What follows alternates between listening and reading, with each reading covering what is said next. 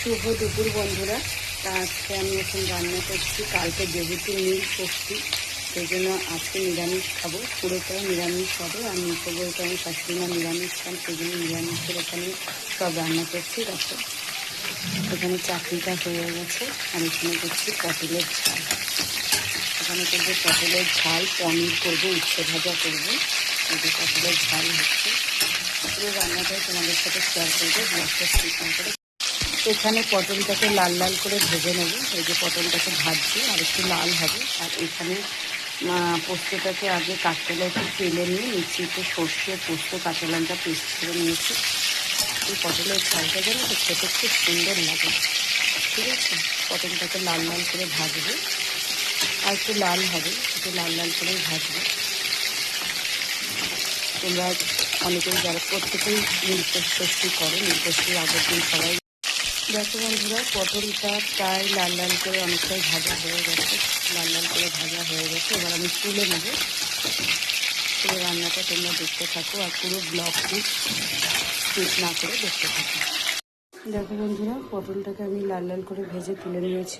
এবার কড়াইয়ে দেবো কালো জিরে আর শুকনো লঙ্কা দিয়েছি। এবার আমি সর্ষে পোস্ত বাটাটা দিয়ে দেবো।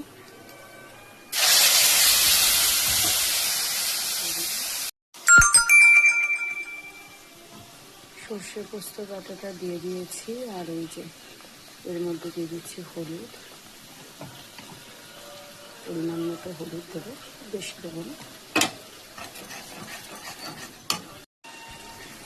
আর দেবো লবণ,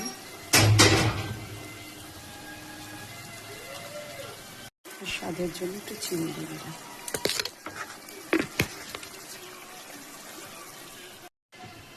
এই যে বন্ধুরা, এবার ঝোলটা ফুটে গেছে। এবার আমি পটলগুলো দিয়ে দেবো। একটু মাখা মাখা, একটু রসালো হয়, কিন্তু এটা খেতে গেলে তো খুব সুন্দর লাগে। আবার আমার শাশুড়ি মা এর মধ্যে বাদাম বাটাও দেয়। আজকে আমি বাদাম দিইনি, বাদাম দিয়ে ওটা খেতেও খুব সুন্দর লাগে। দেখো কালারটা কত সুন্দর এসেছে। তোমরা কিন্তু প্রত্যেকটা আমার ভিডিও এবং ব্লগগুলি কেমন লাগছে অবশ্যই কমেন্টে জানাবে। আমি যতটা পারি চেষ্টা করছি তোমাদের সামনে তুলে ধরার। দেখো বন্ধুরা, আমার পটলটা প্রায় রেডি হয়ে গেছে। এবার একটু কাঁচা তেল দিয়ে নামাবো। দেখো কালারটা কত সুন্দর এসেছে। এটা করেছি আমি, প্রথমেই তোমাদের বললাম সর্ষে পোস্ত দিয়ে করলেও ভীষণ ভালো লাগে, যেটা আজকে আমি করেছি। আবার এর সাথে সর্ষের সাথে পোস্ত না দিয়ে যদি তোমরা চীনাবাদাম বাটা দিয়ে করো, তাহলে সেটার স্বাদও খুব ভালো লাগে। আমার শাশুড়ি মা দুটোই করে, ভীষণ ভালো লাগে। তোমাদের আগের ভিডিওতেই বলেছি যে আমার শাশুড়ি মার হাতের রান্না খুব সুন্দর। দেখো বন্ধুরা, পটলটা পুরোটাই হয়ে গেছে। এবার নামিয়ে দেবো, কাঁচা তেল দিয়ে নামাবো। তো দেখো কাঁচা তেল দিয়ে দেবো। একটু কাঁচা তেলটা একটু বেশি করে দিলে খেতে খুব স্বাদ হয়, সুন্দর লাগে। যে কোনো পোস্ততে নামানোর আগে যদি একটু কাঁচা তেল দিয়ে দাও, খুব সুন্দর লাগে খেতে। দেখো একদম ফাইনাল লুক, দেখো দারুণ লাগছে দেখতে। কে খাবে চলে এসো। দেখো বন্ধুরা, এখানে পটলটা রেডি হয়ে গেছে, পটলের ঝালটা রেডি হয়ে গেছে, আগেই দেখিয়েছি। চাটনি রেডি হয়ে গেছে, আর এখানে হচ্ছে ভাত। এই যে পনির আছে, এবার করব পনির, তারপরে করব উচ্ছে ভাজা। তাহলেই হয়ে যাবে আমার রান্না। কড়াই গরম হয়ে গেছে, কড়াই তেল দিয়ে দেবো। এই কড়াই দেখো তেল দিয়ে দিচ্ছি। নিরামিষ রান্নায় একটু তেলটা বেশি না দিলে খাবারে ঠিক টেস্ট আসে না, আর আমি একটু তেল আমার লাগে, তেল একটু বেশি দিয়ে আমি রান্না করি। দেখো বন্ধুরা, তেল গরম হয়ে গেছে। এবার পনিরগুলো ছেড়ে দেবো এক এক করে। পনিরগুলো অনেকক্ষণ ধরে জলে ভেজানো ছিল। পনির দোকান থেকে আনার পর যদি জলে ভিজিয়ে রাখা হয়, তাহলে সেই পনিরগুলো খেতে ঝোলে দেওয়ার পরে খুব নরম হয়, খুব টেস্টি হয় খেতে। না হলে দোকানের পনির দেখবে একটু শক্ত শক্ত লাগে। সেটা যদি তোমরা এনে একটু জলে ভিজিয়ে দাও ওই অবস্থাতে, তাহলে পনিরগুলো ভীষণ সফট থাকে। আর আমার ছেলে পনির খেতে ভীষণ ভালো। দেখো বন্ধুরা, এখানে পনির লাল লাল করে ভেজে রাখা হয়ে গেছে, ভাজা হয়ে গেছে। আর এখানে জিরে, শুকনো লঙ্কা ফোড়ন দিয়ে আলুটা ভেজে নিচ্ছি। আলুটাকেও লাল করে ভাজবো। তারপরে মশলা করে রেখেছি জিরে, আদা, লঙ্কা আর টমেটো, সাথে পেস্ট করে রেখে দিয়েছি। আলুটা লাল লাল করে ভাজা হয়ে গেলে তারপরে মশলাটা দেবো। এই পনির জানো তো, নিরামিষ পনির খেতে আমরা বাড়ির প্রত্যেকে ভীষণ ভালোবাসি, বিশেষ করে আমার ছেলে, দারুণ লাগে। দেখো বন্ধুরা, এই যে আলুটা লাল করে ভাজা হয়ে গেছে। এবার আমি যে মশলাটা করে রেখেছি, জিরে, আদা, টমেটো, লঙ্কা, তেজপাতা, সেটা দিয়ে দিলাম। মশলার বাটিটা, মিক্সি বাটিটা ধুয়ে একটু জল দিয়ে দেবো। এবার নুন, হলুদ, মিষ্টি দিয়ে কষাতে থাকবে যতক্ষণ পর্যন্ত তেল থেকে মশলাটা। দেখো বন্ধুরা, মশলাটা দিয়ে দিয়েছি, নুন, হলুদ, মিষ্টিও দিয়ে দিয়েছি। এবার কষাচ্ছি যতক্ষণ পর্যন্ত মশলাটা তেল থেকে ভালো করে না ছাড়ে। এটা দিয়ে ভালো করে কষানো হয়ে যাবে, তখন জল দিয়ে, জলটা ফুটলে পনিরটা দেবো।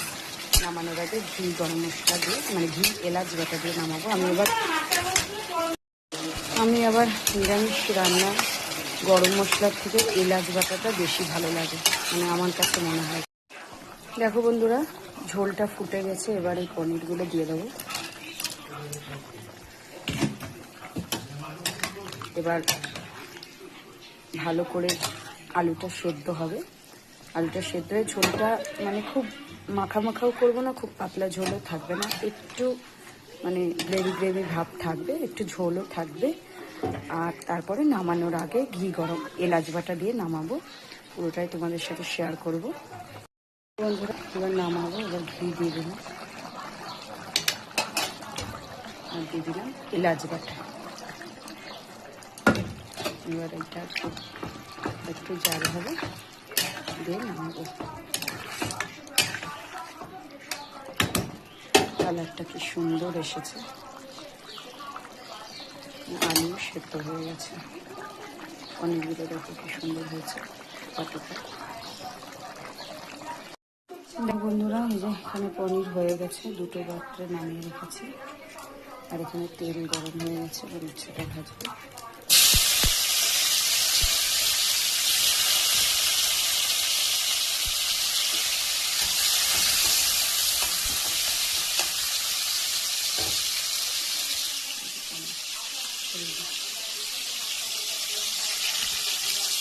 উচ্ছেটা ভাজা হয়ে গেলে টোটাল কমপ্লিট। এই যে বন্ধুরা, উচ্ছে ভাজা কমপ্লিট। পনির আগেই দেখিয়ে দিয়েছি, উচ্ছে ভাজা কমপ্লিট। এই ছিল আজকে আমার দুপুরের কুকিং ভিডিও। কুকিং ব্লগটা তোমাদের কেমন লাগলো অবশ্যই কমেন্ট করে জানাবে। আর তোমরা সকলে আমার এই নতুন চ্যানেলটাকে একটু সাপোর্ট করো আমার এগিয়ে নিয়ে যাওয়ার জন্য। আমার পুরনো চ্যানেল সোমা মজুমদার চ্যানেলের অ্যাবাউটে আমার নতুন চ্যানেলের লিঙ্ক দেওয়া আছে, সোমাস ডেলি ব্লগস। প্লিজ একটু সাবস্ক্রাইব করে পাশে থেকো।